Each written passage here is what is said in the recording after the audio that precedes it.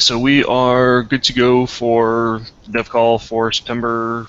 Um, Not a whole lot to talk about this month. We probably need to get into a better habit of in the future now that GRCon is done to really get stuff going on the agenda and get stuff in the project moving.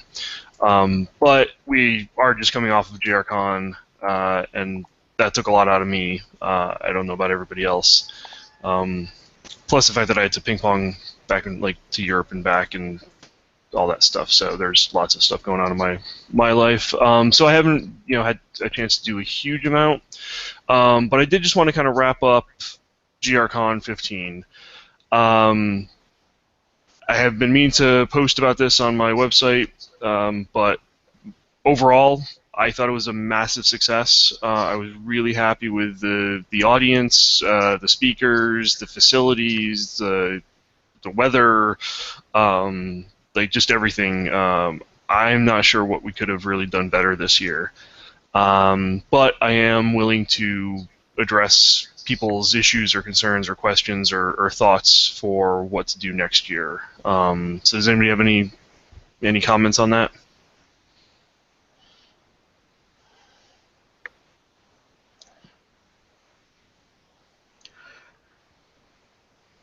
Okay. Cool. So everybody else thought it was as big a success as I did.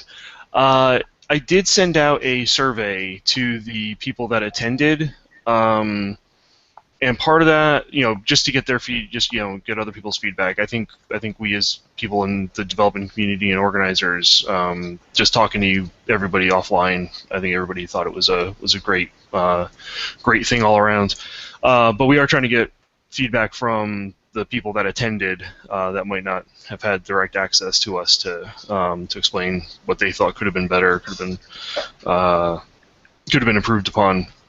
The one thing that's in that survey that I would like to try to get to a broader GNU Radio community is ideas for the location for next year. I mentioned at the end of the conference that it's likely that we're going to be doing this in Boulder. Since then, there's been a lot of people getting on me to keep it in DC. So we've got to make a decision between Boulder and DC. So I would like to figure out how to get a bigger audience to give me to give feedback on location. If you're going to make it, if it's in Boulder, is that a positive or negative? If it's in DC, is that a positive or negative? Well, what would be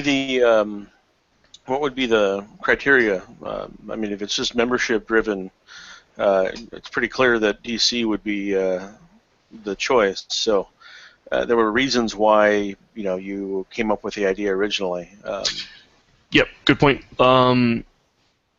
The main reason is that the University of Colorado Boulder has offered to work with us to host it, and that's a really compelling offer to get external help and aid from the professors there, the university structure, graduate students that we could have on hand, and people who are local to work out, facilities issues and things like that. So having a structure there is really compelling.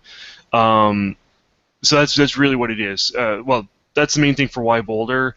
The main thing for why not DC is just because we've done it in DC 2 years in a row.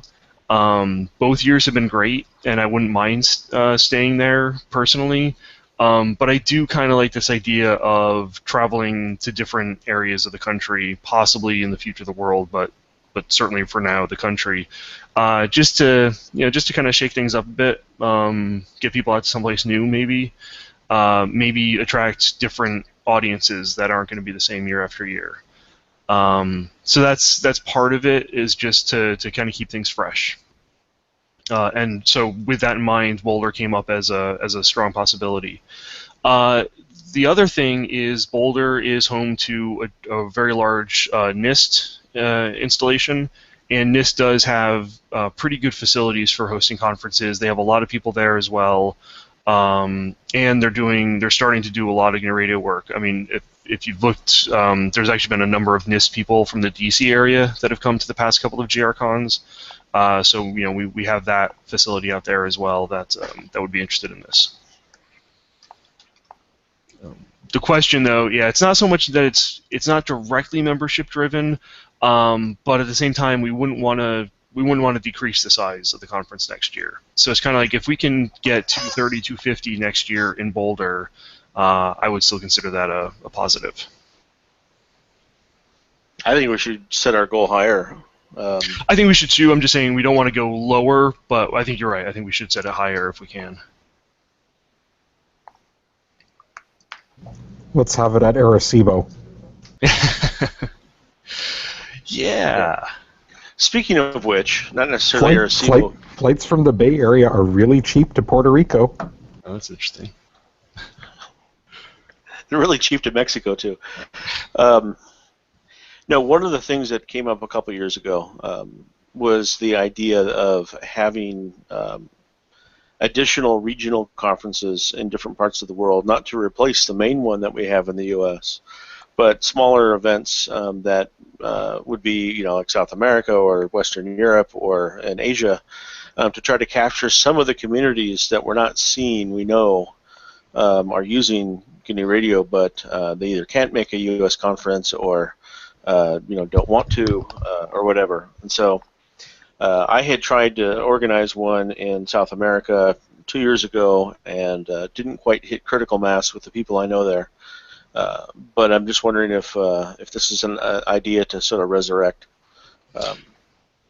Yeah, I think the way that we've, that's come up, and I think it probably is worth thinking about.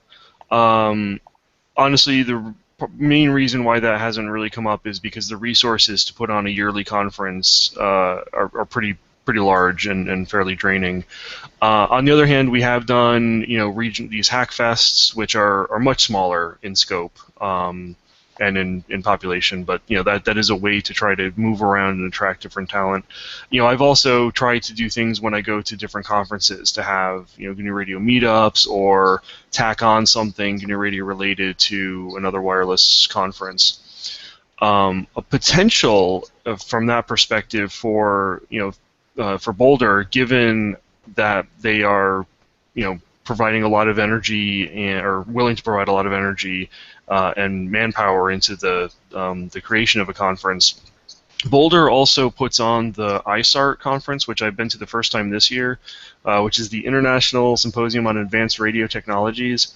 It's a great conference that brings in a lot of technology, but also economic, law, policy people to discuss, kind of spectrum and wireless technology in all facets, including the regulatory stuff, which has kind of started to become more important to us with the latest FCC NPRM and different discussions around that. So I was thinking it'd be great potentially to host something alongside ISART before or after, and that would put us in Boulder to kind of connect with that group, as well as maybe have a little bit of overlap with ISART. Now the problem is that I think that they generally do their conference in like June or July. So we'd have to figure out if that timing would work for us. But it wouldn't work for us for the full conference, but maybe we do a smaller thing alongside that. And yeah, I was just mostly thinking of ways to capture people that no matter where we have the annual event in the U.S., they're not going to make it there. Yeah. So, I mean, and the way of sort of glomming on to other events is fine, if that helps. Yeah. I mean, it's a better excuse at this point, and because we often get to ride on other people having done the facilities work and things like that. It's like, and it's kind of why we do FOSDEM. The SDR Dev Room is not GNU Radio specifically, but definitely there's a strong flavor of GNU Radio there. So that's a great one in Europe. But yeah, it'd be cool to think about how we do this in other parts of the world as well.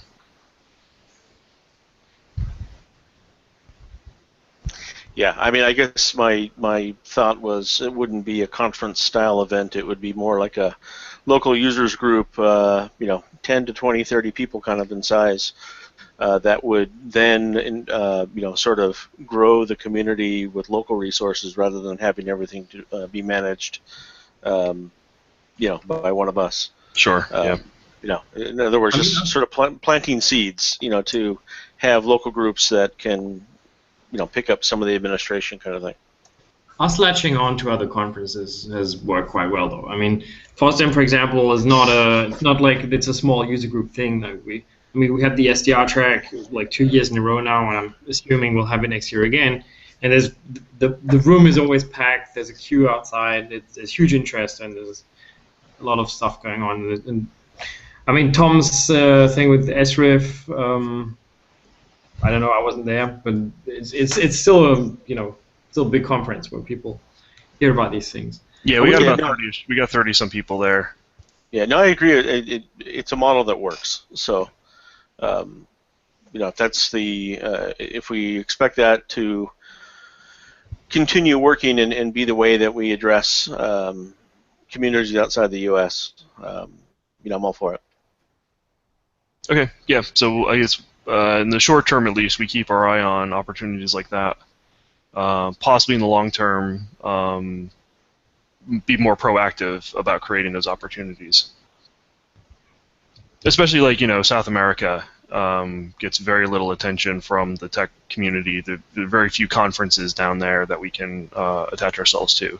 The big IEEE and ACM conferences tend to be US, Europe, and Asia. There's been a fair number of IEEE regional conferences there.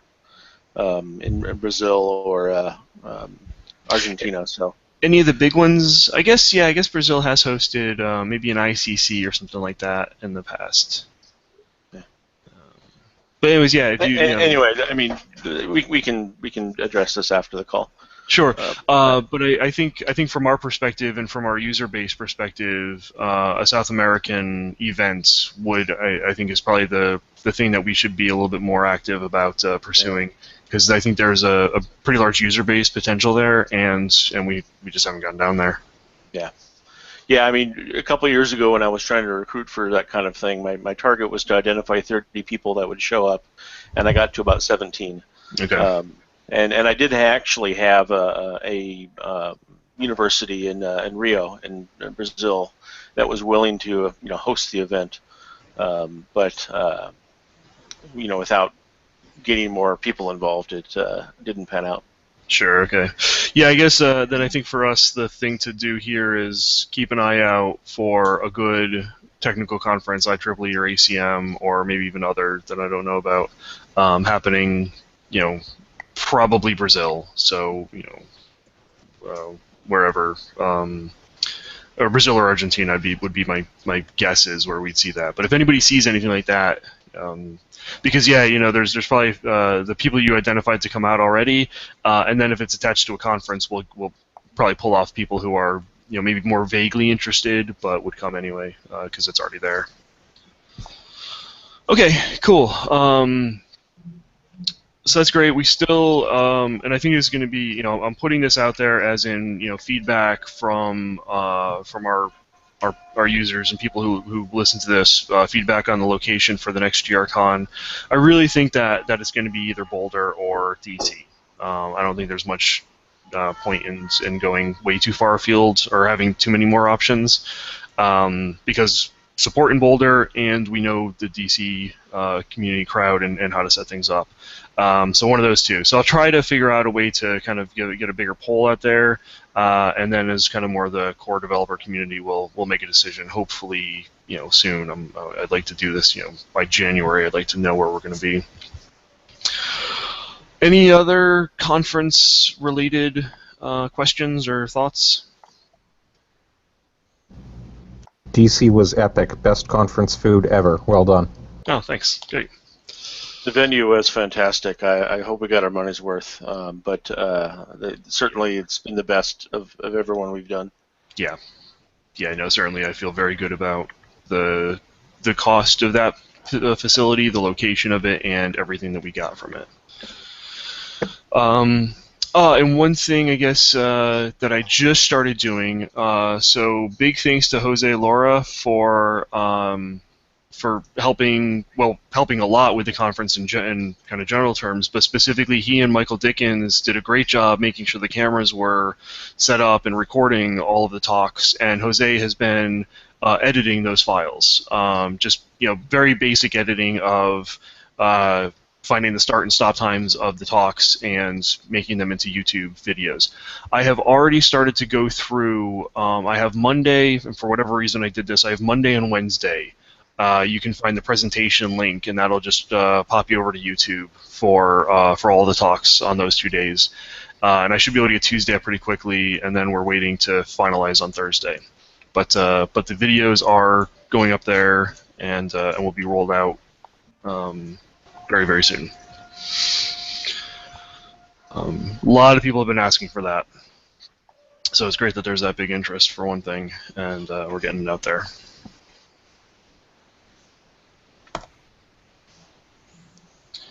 All right, so if nothing else on GRCon, I would like to, for those of us, we generally have our working group summaries for each month. This time, there probably hasn't been a huge amount directly in September. So for those of you who are on, I would like to get kind of a brain dump of what happens at your working group meeting at GRCon. So Martin, do you want to kick it off? Yeah, sure. Yeah, wasn't sure if I was muted.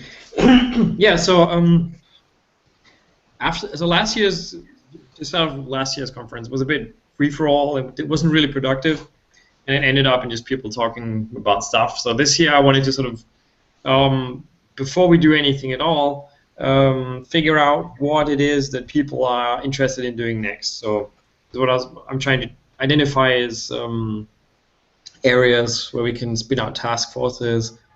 And there was clear interest in having more tutorials, like the guided tutorials, but going into more of a direction of actual DSP tutorials, that kind of thing, but using GNU Radio at the same time. So there's a couple of people that have very specific interest coming from like the college level education, but also other areas. So we're probably going to spin out a new task force that will start working on that. We haven't actually locked down though what that will look like. So clearly there's interest in having, like, say, a DSP beginner level class, something like that, using GNU Radio. So that would be a good place to start. But overall, the idea is that we want to create a platform for people to share their teaching and tutorial materials. And the reason this is kind of unclear is we already have the wiki page on the GNU Radio website where people just add tutorials, but that's a bit too freeform. Like, the quality is variable, and we want to make sure that we have high quality. So the next couple of weeks I'll be starting to put together a first call where people can participate and bring in their ideas, and we'll probably start working on some kind of tutorial similar to the guided tutorials, but sort of the next step of that. But eventually we want to have sort of a whole batch of different tutorials for different levels of people. That's the goal. That's great. I think that's going to make a huge difference, even more than so much better documentation or improving the manual. I think people really just learn from the tutorials. So awesome. Yeah. One thing that I've been thinking about in regards to this, and even like regards to the current guided tutorials, is the GR samples project that I started and Chris was interested in helping out on. What I'm trying to do there is have like the most simple possible flow graph to exercise a given block. So for every block, there's like one example that gives you sliders or variables to manipulate the parameters, so that you can see what happens when you change the parameters. You can see what the output's supposed to look like given us the input, things like that. I think that's going to be really helpful as just, hey, I've got this new block, I've read the documentation, but I don't understand it. Now here's something to go play with. My biggest concern with that, and it's a minor concern with the tutorials as they are, is bit rotting. I would love to be able to have a structure in place that, as we do our QA test for the rest of GNU Radio, I'd love to be able to pursue something like that within the GR samples project and even the tutorials, so that as things move, as we change, 3.7 to 3.8, that we have a way to test that and kind of verify that we're still doing the right thing, or if we screw something up, we know it and can fix it quickly. So I think a better testing infrastructure to support this stuff is going to be important.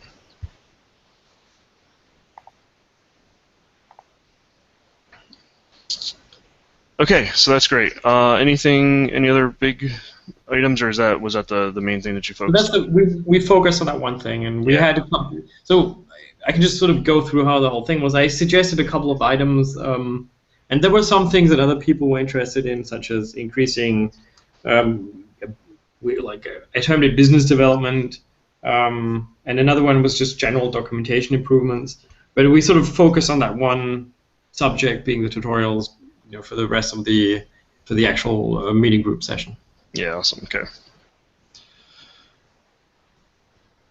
All right. So let's go to, let's see, who do I see next? I see Nathan next. Yeah, so the working group session went pretty well, I thought. And then during the Hackfest, several people worked on things that we discussed during the meeting. And so that was pretty good. There were several things that just got resolved basically the next day. The things that are the big thing that was not necessarily a surprise but new to me was there was a request for tutorials on how to use Volk inside of your own out-of-tree module. So I spent the Hackfest going through the current guided tutorial, and it uses Volk, but it's not a very good example of actually using Volk. So I'm interested in the tutorials that are upcoming, I guess, to see what we can do there. And it probably would be good to have a thing that is focused on, here's a tutorial for how to use Volk, as opposed to, I think it's great to wrap it into other tutorials, but if people just want to use Volk, they're stuck there. They don't necessarily want to read everything else around this other example or tutorial that's being built up, and something that's just focused on that. Yeah. So let's see. And you said that there was stuff that was brought up that was basically resolved immediately in the Hackfest. Yeah. So there was reproducible builds came up. We fixed that during the Hackfest. A big code change, I guess, is several people expressed interest, including me, in developing sort of an internal library of wrapping up small chunks of code that is used over and over again. So, for example, the example that I was using is complex multiplies. You have lots of kernels that do complex multiplies, and every time you do one, it's 4 or 5 lines of code. So building an internal library for specific architectures where we have code where you just call multiply, and it does that, and it gets inlined into your actual protokernel. So Johannes started on that. There's a pull request I need to go through. But yeah, we've had good progress on stuff like that. Okay. Yeah, you guys are you doing any performance analysis, benchmarking before and after to make sure that, or looking at the assembly to make sure that the inlining is happening? There yet. There was concern that I guess when you use the inline keyword, it's a suggestion, not a requirement for the compiler. Yeah. But hopefully with intrinsics and small, very, very small, manageable chunks, that shouldn't be a problem. Yeah. But it would be good to... The real goal here is, I could be totally wrong, but I don't think the function overhead function call overhead is as significant as going back and forth from memory. Okay. So the idea is to make the ability to easily construct more complex kernels that do more things. Right. Okay. Yeah, we'll definitely have some benchmarking Yeah. if we get there. Okay. Awesome. Who else do we have? Doug.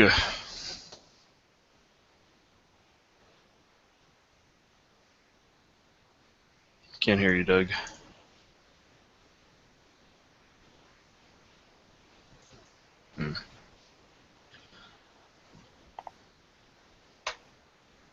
All right. Well, so Doug, if you can hear us, we can't hear you. So maybe you can work that out. So we don't have representatives from GRC, the embedded working group, or the functional architectures working group. Anybody present here today that was any of those three that can maybe give us a brief summary of what you saw there? So I was in the GRC working group, but I was just trying to think. I obviously hadn't prepared this. There was so Seth led that working group meeting, and we tried to avoid it becoming a complaint fest. Yeah. And it kind of worked out. I think what happened was we actually identified some volunteers to help with individual items. But Ethan stepped up, but he already had kind of stepped up in the past to help with GRC development. Oh my god. I know there was some decision made regarding the Qt ports, but I can't remember what it was. Yeah, sorry. That's all I have off the top of my head. Okay. Oh. Does that sound better? Yes. All right. So I think the main discussion item that was, I'll say, terribly useful in our the working group session for coprocessors was ended up having a fairly in-depth discussion about the callback APIs that could be useful for device driver developers wanting to schedule when the DMA back and forth from sort of main memory to device memory should be happening.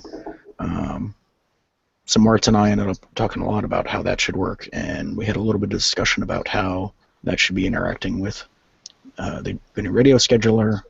I don't think we have any code yet that really talks about this, but that was something that was a useful discussion at least. And then the other big thing was that during the Hackfest, I was able to come up with a version of my custom buffers branch that I think is at least palatable to Jonathan now, and I would like other people to start looking at and testing with. Yeah, I actually did look through it. It does look really good. I think it provides what's needed for the individual buffer subclasses and without baking in a bunch of scheduler knowledge. Yeah, so I may just send out another announcement to the mailing list to try and get other people to look at it and get thoughts. But I think it is at least getting very close to being ready for merging. Okay. Well, one thing is it's kind of a no-op merge if it were to happen now, because it doesn't affect anything unless you do something. So once you're happy with the code, I mean, I see no reason not to get it in there. If everyone agrees with the approach, because it won't affect anybody. It'll give it a chance to get compiled on a bunch of different systems, and people can see it without having to go check out your specific branch. I don't know. It might be a little early for that, but I mean, you tell me when you think it's good for that. Yeah, my only hesitation at this point is I'd like to have at least a single out-of-tree module using it and doing something useful to be able to say, okay, now we know that it is that it is a workable solution. So okay. I'll be working on that. Well, I am starting to work on that. So when that looks like it's working, I think that I'll open up a pull request. Cool. What's your target coprocessor? Right now it's OpenCL because that's fairly easy. Okay. So I wasn't in Tim's working group, but I know they talked about the like the lambda idea of like making splitting up the kernels from the actual way that blocks operate. Yeah, actually, I was in that one. Okay. So, and I don't remember everything that Tim would have wanted to report out on that, but we did discuss the idea of two things: breaking everything up into the functionality of a block being something that could be then wrapped by a class that knows how to treat it as a streaming block, as a message passing block, or as whatever other semantics that we want to come up with. And I think most of the meeting was really, since it was like the first time we'd had that large of a group of people interested, it was really sort of getting off the ground on what the group was about and what the main things it wanted to consider. And one of the things was a separation of the control path stuff into elsewhere, and that the FAS working group would be really focused on this data movement problem rather than the control layer that sits on top of it, but might share some of the same like configuration methods. Okay, cool. Yeah. Yeah, I like this idea of trying to figure out how to make blocks kind of generic and what form they take. Well, I mean, one of the ideas that was batted around quite a bit was instead of having, we have like 400 blocks, and that means we have 400 C++ classes. And actually a large chunk of those, probably 100 of them, are no configuration items, no getters or setters. You just create the block. And yet there's different classes for all those. So yeah. One of the ideas that was discussed at length was, could we have the idea of creating a single class that knows how to be all these different things, and you pass it, like a bindable function pointer for the work function. Mm-hmm. And so instead of having 100 classes that all have just make in them, it would be one class where you'd point the work function and just make that. We didn't get much beyond, hey, this is a good idea, and Tim is working on prototyping a similar concept in Python, where you have a Python block and you pass it a Python function as the work function. Right, okay. As a way of sort of identifying what some of the problems might be with that approach. Yep. But the end goal of simplifying our block library into DSP functions that can then be wrapped by a framework that does all these different things means that we're much more flexible in getting all the legacy stuff that's in there into like PDU format blocks and tag stream blocks and whatnot. Yep. Yeah, okay, good ideas. Yeah. Cool. Anything else that I'm thinking of? No. Anybody at the embedded?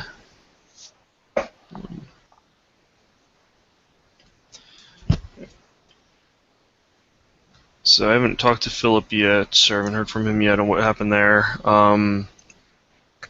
Philip's big deal in the embedded systems working group is just to provide stable support, and possibly expands the number of kind of approved devices that we understand and can support in the embedded space. But yeah, I'd like to see where he's thinking of going in the future with that.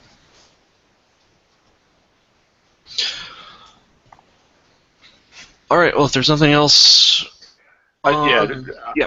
Oh, go ahead. I have a brief comment, not a working group thing. Okay. Yeah, I was just going to wrap up the working group session. So. Yeah, so if nobody has any comments on the working group or questions on that, yeah, Jonathan? Sort of in response to a whole series of difficult interactions on the mailing list, I went ahead and unsubscribed the Ruby Forum mailing list item from the discuss list. And, I don't know if that is a permanent thing. They haven't tried to resubscribe, and I don't know if we really want to make it a permanent thing. So I just want to let everyone know that happened. Okay. Yeah, I mean, I'm unsure what to do in general about that because obviously people go to the Ruby forums because for whatever reason that's how they come to this. And maybe somebody can fill me in on why they think that that's what happens. It shows up really high in Google search results for GNU Radio, whatever. Yeah, there's two reasons. One is it's an indexable website rather than a mailing list. So we have our Discuss GNU Radio archives, but it shows up very high in Google results.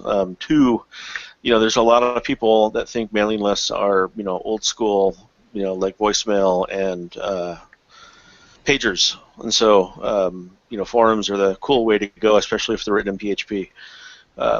And so, they would rather do that than subscribe to a mailing list. Sure. Which means that if we ignore them or block them, we're potentially, removing a huge chunk of potential people who might just get more annoyed that they're not getting any support. Yeah. So I don't know what the best choice of action is for that, but anyway, we'll see if they how long it takes them to notice that they've been unsubscribed. Yeah. Yeah, this is a question because we need to somehow put out a promotion campaign or something like that about subscribing to the mailing list. I don't know if there's any way that we can get the mailing list webpage on the wiki higher because nobody actually really clicks on that. It's just a page that's been there and we point people to, but yeah. So it's like, I mean, this is the problem with a lot of the comments that have been coming up on the mailing list is we don't want to be rude, and sometimes people just are, they're more clueless, but can be clued in quite easily if we take the time to do it, versus people who who just kind of take up our time.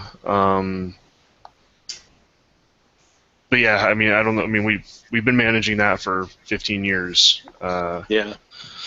So I think it's by the time it gets to the mailing list, it's far past the time we can influence that. I think setting proper expectations ahead of time on what skills you need to use this and how to acquire those skills it would result in better mailing list interactions. I have a question. So people can still post on Ruby forum, right? It just won't get forwarded to the mailing list and vice versa. Is that true? I don't really know. Chris, do you know? I just pulled it up. So there's a new post from yesterday, GNU Radio Raspberry Pi. It's not on the mailing list, and it's one of those posts where people actually, they sort of made a little bit of effort to format the question. Yeah, I was wondering if we can just put a sticky post or something on that. I don't know, like who owns that forum or something. We just have a sticky post at the top, like explaining that it's not forbidden to ask stuff here, but none of the developers are actually on this forum. If you want to get actual help, you'll need to go to this page, and that page would be our mailing list wiki page. yeah, does anybody know Ruby forums enough to know if those kind of sticky posts work or are available to us? Not even a little. Yeah. Yeah. Well, I mean, we people are going to look for other people to get help from in a variety of places. Stack Overflow and even the G+ GNU Radio group. So we can't stop that, but we can stop, setting the expectation that their content is going to come from our mailing list. Yeah. If they want to have a community there, and if it works out, maybe we should be reading Ruby forums and responding there. But the linkage with the mailing list has been problematic. Yeah, gotcha. Yeah, and I'm a big supporter of continuing our efforts with Stack Overflow. If we can, and there have been efforts to answer questions on there, and that's been great. I think if we can focus on that, that might start to squash a few questions that might come through Ruby, the Ruby forums, because they'll find the answers on Stack Overflow instead, because Google will direct them there. I'd love to see more of that happening.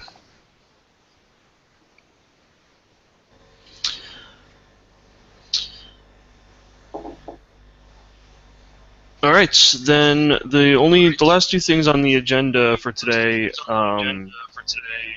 Marcus, I think you're echoing. Thank you. I just put this up because I made an announcement the other day about some spreadsheets that I created.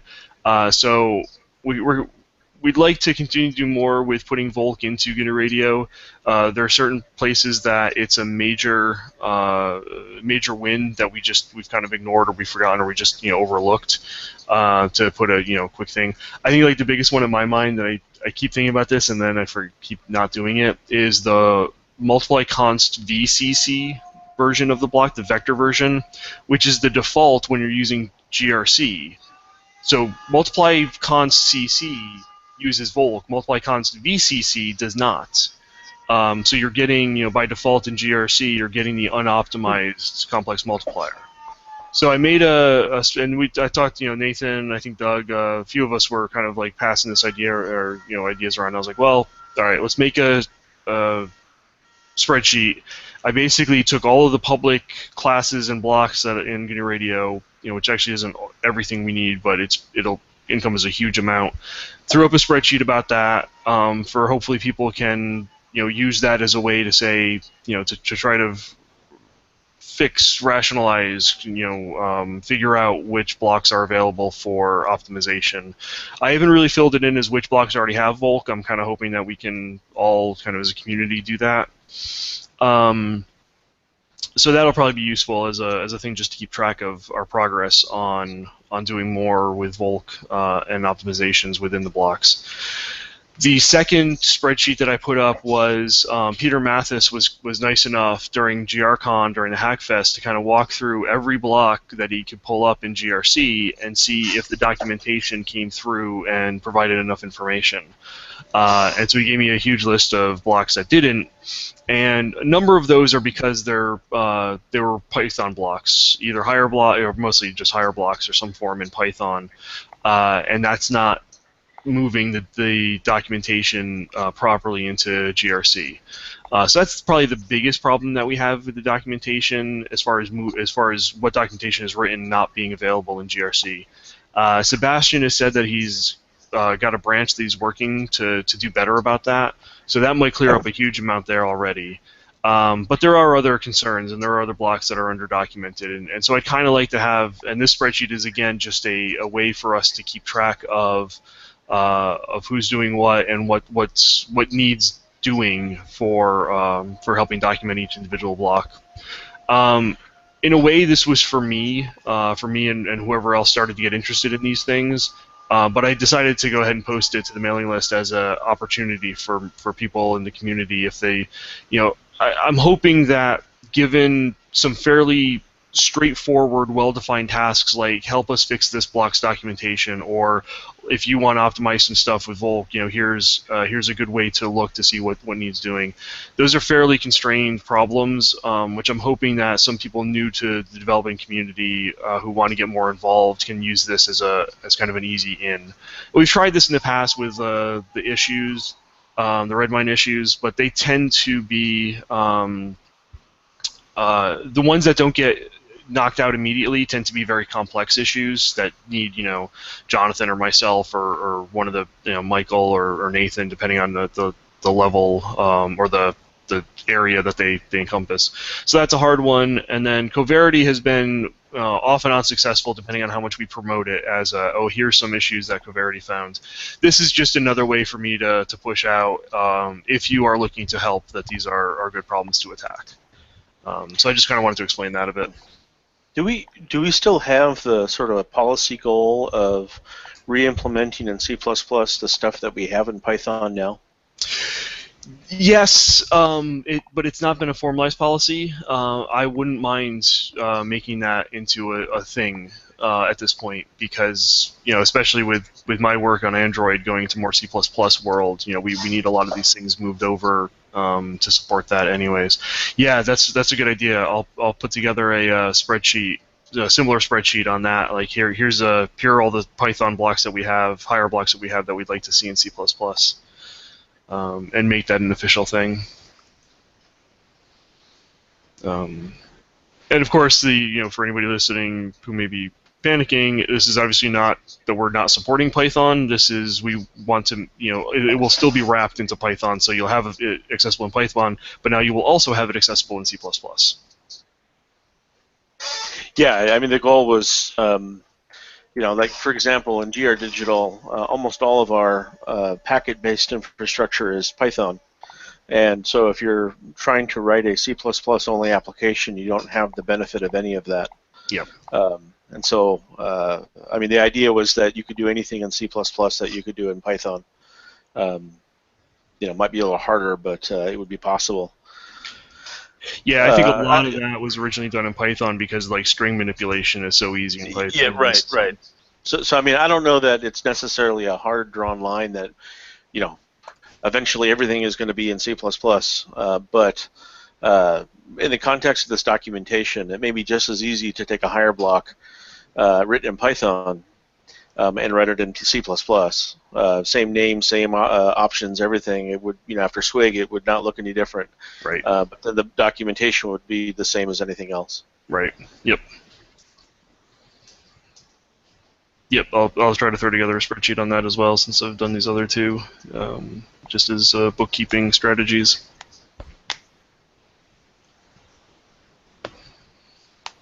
All right. Cool. Well, so that wraps up my agenda. I called for additions to the agenda before we started, but after 50 minutes, does anybody have any other things you guys want to bring up? So what I'm trying to do is prepare for FOSDEM next year. So the call for participation isn't out yet, but so this is worrying me a little bit because you need a certain amount of time to set up a track at FOSDEM, and so I'm just kind of sort of crossing my fingers and hoping that once it gets out, we actually get in, because we've been quite successful in the last couple of years, and then within that premise, I'm sort of starting to put together like a preliminary call for participation for the SDR stuff. So if you can be in Brussels next year, end of January, last weekend of January, in fact. There's a high chance a very high chance it will have an SDR track again, and if there's anything you want to present on, you can contact me, to get your name down. Yep, awesome. Did we hear when the call for participation might be out? No, that's the thing. Like, they just keep saying, yeah, it's going to be out whenever it's out. So, like, free software mentality. It doesn't really work with conferences. Yeah. And Sylvain asked on IRC about Hackfest news. Do we want to say anything about that? So, I don't really want to say anything right now. There's also an extremely high chance that there'll be a Hackfest prior to FOSDEM somewhere in Central Europe. That's the most I'd like to commit at this point. But yeah, so for the European crowd, we'd like to have offer the opportunity to participate in Hackfest, and I'm on that, and I'll be updating people as soon as I have something more specific. Okay. That's fair, but I think it is useful to let the community out there know that we're looking to do something. So FOSDEM is like the last weekend of January, the 30th and the 31st, I believe, and then Monday through Thursday. Prior to that, that's when I'm planning to have the Hackfest. Yep. Oh, and maybe somewhere in Germany. That's sort of where I'm starting to look. I'm open to suggestions, but I'd like to have it somewhere interesting. Just so we can tap into the local community. Sure.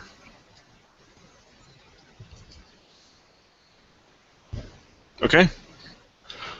That's great. Yeah, hopefully we'll have, by next dev call, we'll have more information on FOSDEM and the Hackfest to start promoting, because yeah, it's October, so only a few months away, really.